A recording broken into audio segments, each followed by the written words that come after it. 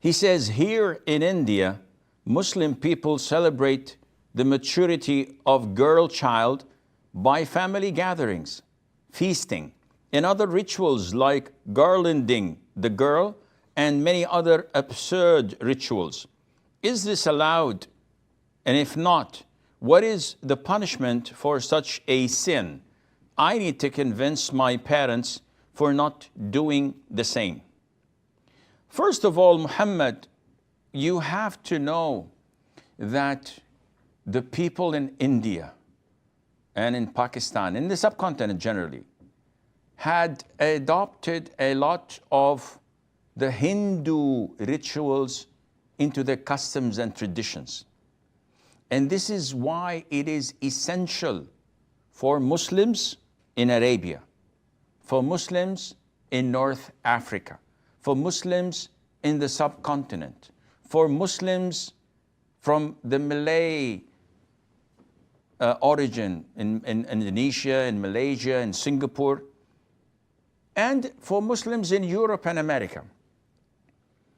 It is essential for them to go back to their roots, which is the Quran and the Sunnah, because Islam is to submit your will to Allah Azza wa Jal, which means that you have to cross-examine everything you do in your life as a Muslim and check whether this is permissible according to your religion and not according to your culture.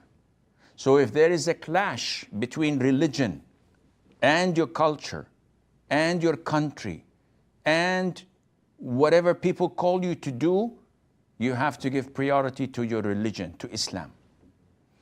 And secondly, we have to be extremely vigilant in the sense that Shaitan, Satan, the devil, has great experience in what we think and how we think. If you ask me for my resume, it would be like a couple of pages only, maybe 3 pages. If you ask for a CEO of a company, it might be 10 pages. Satan has hundreds and thousands of pages. He knows exactly how people think. So whenever they are extreme, he adds to it until he gets them away from the straight path. And if they're too lenient, he adds to it so that they would go away from the straight path.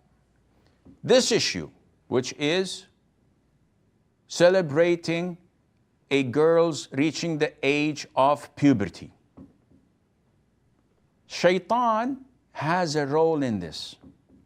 So in some extreme cases, and I've seen this, because menstruation is a natural thing that Allah has prescribed upon women.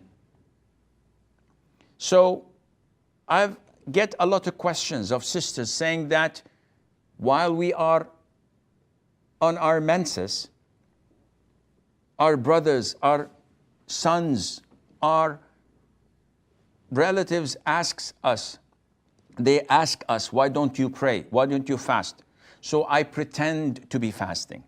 And I pray with them while in menses, so that they would not ask me. This is extreme, and this is haram, and this is totally prohibited.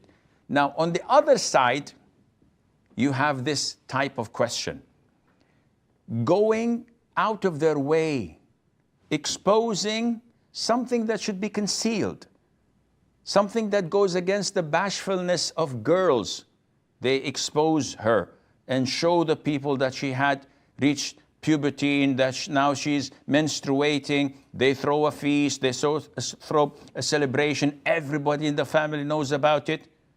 This is totally prohibited. And it's an innovation.